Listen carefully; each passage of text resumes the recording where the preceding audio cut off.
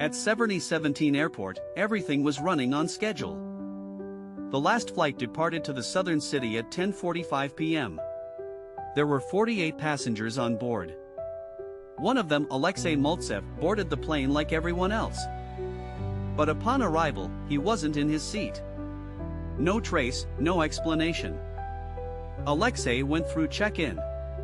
He took his seat, 17A. Cameras recorded him in the waiting area and at the jet bridge. He was definitely on board.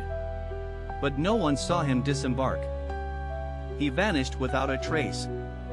Investigators reviewed the footage. The video showed him walking through the bridge to the plane.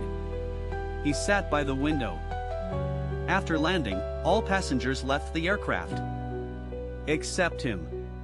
He simply disappeared. The footage raised suspicions. 2 hours before the flight, Alexei spoke to someone. That person wasn't in any database or passenger list. He appeared on only one camera. On the others, nothing. As if he was never there. The face was identified. It was Nikolai Roscoff, a pilot who died 5 years ago. He perished in the crash of flight YUG-273. But how could he be at the airport now? The questions kept growing. The supernatural theory was dismissed. Alexei worked for the intelligence services. He developed visual deception technology. An AI capable of mimicking faces, shadows, and movement. The experiment to simulate a disappearance in reality. And it worked. The investigation was classified. But someone leaked the files online. You've just seen them. Was Alexei ever real? Or did you only see what you were meant to see? You decide.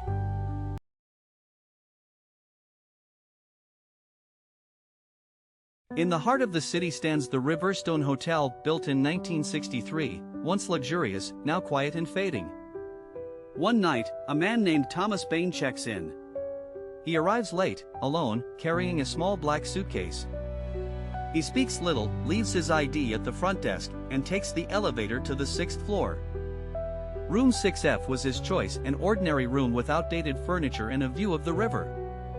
Surveillance cameras capture him entering the elevator, walking down the hall, and unlocking the door to 6F. At 8:43 p.m., he enters the room. The door closes behind him. No one is seen leaving afterward. The next morning, a housekeeper knocks to clean the room. No answer. She assumes the guest is still asleep. At 11 a.m., the front desk tries to contact Thomas, no reply. They decide to open the room. The door is locked from the inside. A hotel manager arrives and opens it with a master key. The room is empty. Perfectly clean. The bed untouched. The bathroom dry. No suitcase. No clothes. Security footage confirms Thomas never left. The hallway camera shows only silence after his entrance. Even stranger, the camera file from 2 a.m. to 6 a.m. is corrupted and unplayable. The police arrive. They examine his ID, a valid-looking passport with up-to-date security features. However, database checks reveal no Thomas Bain exists. The passport is expertly forged but completely fictional. One frame from the security footage captures him speaking on a phone moments before entering the room. Experts recover a line from the audio, "Target reached. Beginning test phase. Visibility drop in T-10. Investigators trace a clue to a private tech firm rumored to work on quantum camouflage and AI decoys. A whistleblower confirms a trial had been planned, a live test of an advanced cloaking prototype.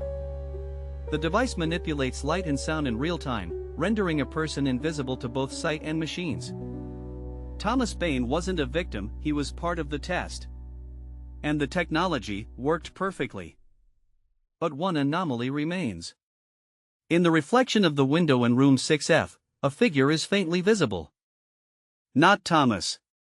Not any hotel staff. A silhouette standing still, watching from inside the room. The figure appears only for a split second before the footage becomes corrupted again. Experts claim it's just compression noise. But others say the experiment didn't go as planned. The test subject vanished. The tech worked too well. Or maybe it wasn't tech at all. Because Room 6F has a history. In 1974, a man vanished there under identical circumstances. Same day. Same hour. Same disappearance. The records were buried. Until now. You saw the files. The question is, did Thomas ever exist, or was he created to distract you?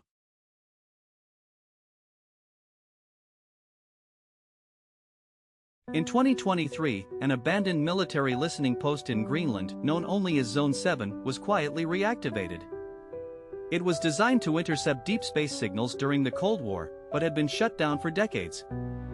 A civilian technician, Elias Morgan, was hired to help calibrate the old equipment for weather monitoring tests. He spent 4 nights alone on the frozen base, living in a prefab cabin surrounded by silent antenna towers. On the third night, at 2:17 a.m., Elias recorded a narrowband signal. It pulsed exactly every 8.6 seconds. Thinking it was a glitch, he saved the file and ignored it until it repeated the next night. Identical. But this time, the signal ended with a burst of data that sounded like whispered voices layered in static. He enhanced the waveform, revealing a hidden audio fragment. "We never left. Still watching. Don't respond." Shaken, Elias contacted the research center. They dismissed it as atmospheric distortion and told him to delete it. He didn't. Instead, he uploaded the file to a secure server. That same night, his cabin's power went out. When it returned, his computer was wiped. Logs erased. Surveillance camera cables were cut from the inside. The backup server showed a final image before going offline, a silhouette standing outside, in heavy snow. The figure wore an old military cold weather suit, phased out in the 1980s. No footsteps were found nearby. Satellite records later confirmed Zone 7 hadn't transmitted anything since 1994. The signal wasn't outbound. It was inbound and had been reflected from an object beneath the ice, over 800 meters below the surface. That object emitted a signal that matched one intercepted during the Voyager missions in 1977. The government sealed Zone 7 the next day. Elias was relocated. He hasn't spoken publicly since. But a fragment of the signal leaked online. You can hear it yourself, though experts warn against decoding it. Those who've tried report strange electrical interference, blackouts, and equipment failure. One vanished completely. Was it just noise?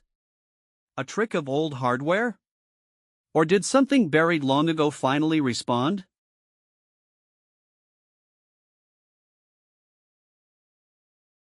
In June 2022, a man named Victor Lorme was detained by border security at Charles de Gaulle Airport in Paris.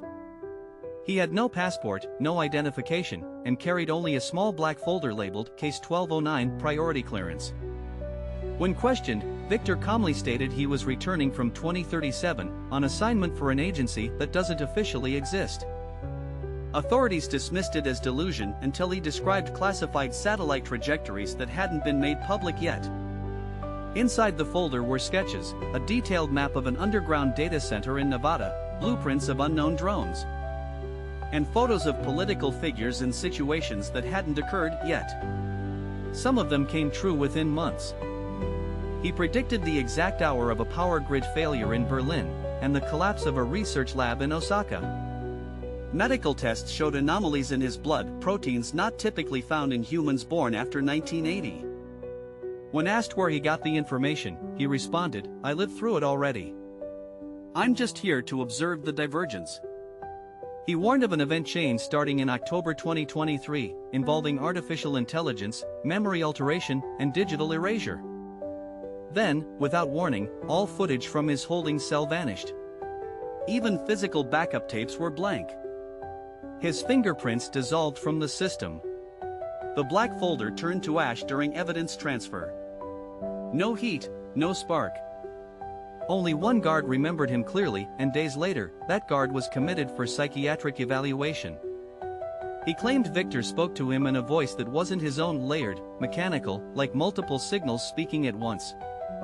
Officially, Case 1209 never existed. But a redacted memo surfaced months later in a government leak. It ended with a single line: "He remembered too much." Secure the timeline.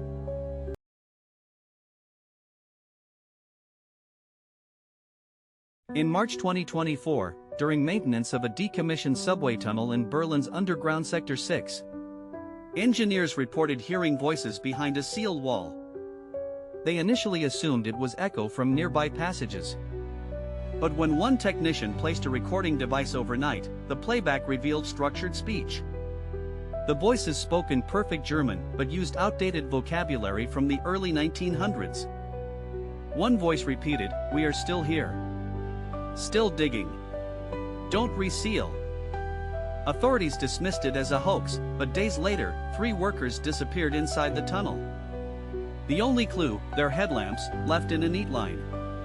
A specialized team drilled into the wall and discovered a hidden room, perfectly dry and sealed with a metal door marked Echo 6B.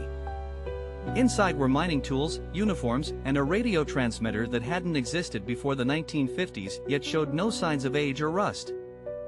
The radio powered on without external source. It began transmitting coordinates, all of them matched unmarked locations across Europe. When one of the coordinates was visited deep in Poland, investigators found a similar hidden chamber, identical down to the rust patterns. Whispers were recorded again, this time, names of workers from a mining accident in 1912, officially declared dead. One of them, Ernst Keller, was heard saying, "We've been redirected. We dig beneath the line now. The line must stay hidden." No one could explain how the same phrase appeared in records from a Soviet-era experiment in Siberia in 1983. The government sealed the site and wiped all contractor records. But a whistleblower released a short clip, a voice whispering, "We never stopped digging. We were told the surface must forget us. But the echoes remain." The project was allegedly part of Deep Line, a classified operation to build subterranean infrastructure without detection, but something went wrong. Or something was found and buried again.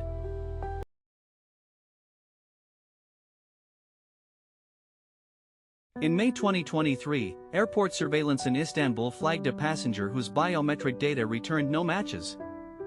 No passport, no fingerprints, no prior travel logs, yet she passed through every security checkpoint with perfect authorization.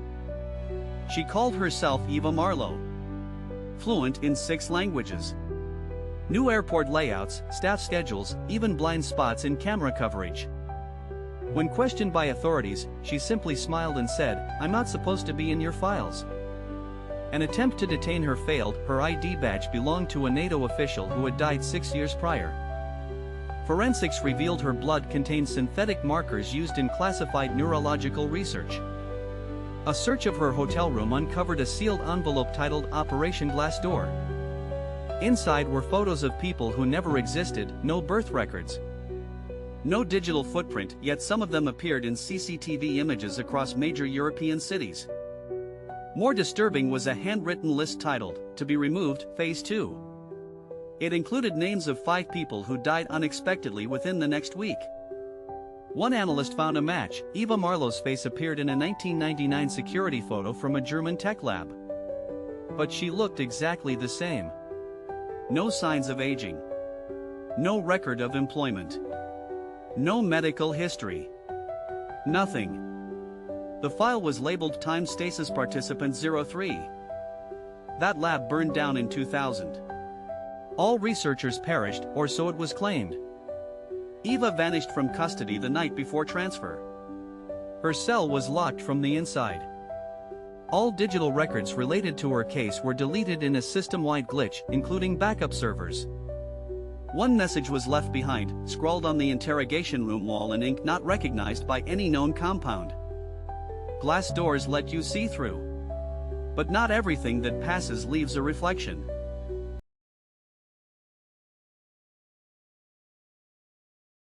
In December 2022, a janitor at a government health facility in Oslo discovered a USB drive in a locked cabinet inside room 313. But room 313 didn't exist on any floor plans.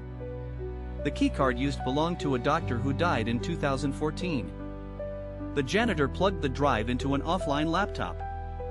Inside were over 200 identical videos of a man in a white room. He stared into the camera and repeated, "Room 313 is a memory test. If you're watching this, you've already failed." Authorities took the drive. 2 days later, the janitor was found unresponsive, brain dead, but alive. Security tapes showed no one entering room 313, even though logs confirmed access. Staff said the room never existed. But each paused when hearing the number 313. A whistleblower sent USB files to a journalist. They referenced Project Mnemosyne, a memory manipulation experiment. One memo read, "Subject 047 reports memories outside the implant. Unknown memory bleed." Then came the twist. A video frame was enhanced. The man in the white room was the janitor. Investigators returned to the site.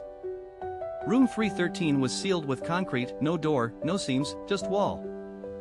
Written across the concrete in black ink. "You already remembered. That was your mistake."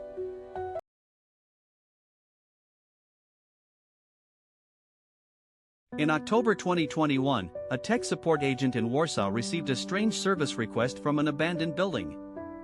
The caller ID showed a number registered to a landline that had been disconnected since 1998. The agent, Piotr, thought it was a system error, but the ticket autologged the location and sent a technician to check. Inside the decaying structure, they found an old rotary phone ringing. When answered, there was only static. Then a voice whispered, "Call accepted." The connection remains open. The phone had no power source, no wires, no signal trace. But it rang again, always at exactly 3:17 a.m. Piotr kept the phone and brought it home, thinking it was a malfunctioning relic. That night, it rang again. This time, it said his full name. The voice warned, "Do not look at the mirror while the call is active." Ignoring it, Piotr checked the mirror across the room. For a split second, his reflection moved out of sync. The next morning, Piotr was found unconscious on the floor. The phone was gone, only a burnt ring left on the carpet. His phone log showed outgoing calls made between 3:17 and 3:33 a.m. But no one touched his phone. And the numbers didn't exist. An internal report from his tech company surfaced later, labeled Signal X, Audio Reactive Loop. The project involved experimental communication devices that responded to human thought. A whistleblower confirmed, only 3 devices were ever built. All of them went missing. One final audio file was leaked online. The voice simply said, "We called you because you answered first."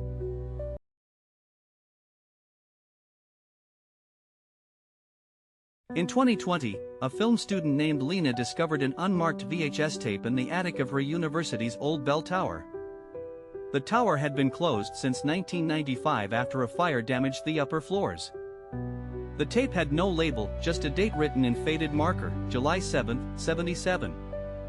When she played it, the screen stayed black for 33 seconds. Then began showing a rural field with coordinates flashing at the bottom. A man's voice whispered, "Come here before the 7th. We'll only be visible until then." The voice never repeated. But the field shown in the video was real. It matched a remote area in northern Finland. Lena and 2 classmates drove there out of curiosity. What they found was unsettling.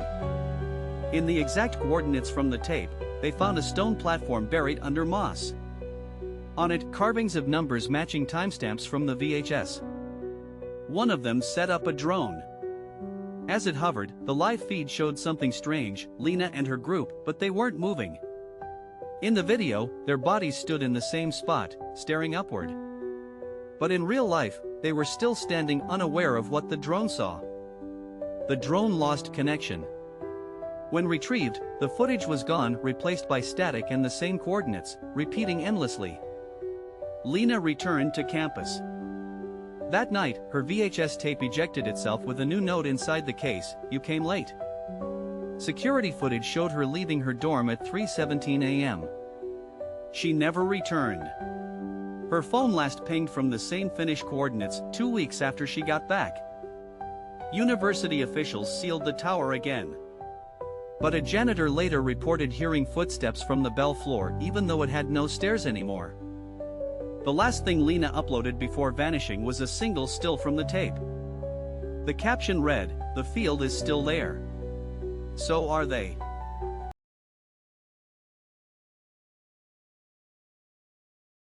In 2019, a municipal worker in Prague was digitizing old library blueprints when he noticed something strange. The original 1954 layout showed a room labeled 5C, but the current structure had no such room. He visited the location in person. Where room 5C should have been, there was a blank concrete wall, cold, smooth, and untouched. When asked, older staff insisted room 5C was real. But no one remembered when or why it had been closed. One retired librarian said, "Room 5C was for restricted titles. You needed no key, it opened for the right person." That night, the worker received a plain envelope under his door. Inside, a library index card that read, "Entry granted. 11:11 p.m. He returned to the library alone. At 11:11, a section of the wall clicked, then slowly opened inward, revealing darkness beyond. The room was cold and filled with books. But none had titles. Just symbols etched on the spines, looping, geometric, shifting under light. He recorded the space with his phone. But the footage only showed static and him standing completely still in the doorway for 17 minutes. He claimed he had walked through a maze of shelves for hours. When he emerged, it was 11:28, but he had missed 3 full days. The index card he received was now blank. His access pass no longer worked anywhere in the city system. Later, blueprints were checked again. Room 5C was gone, not sealed, not blocked. The room had vanished from the building's foundation. Only one file remained in the archives. A photo of the man taken in 1994, 25 years before he was hired.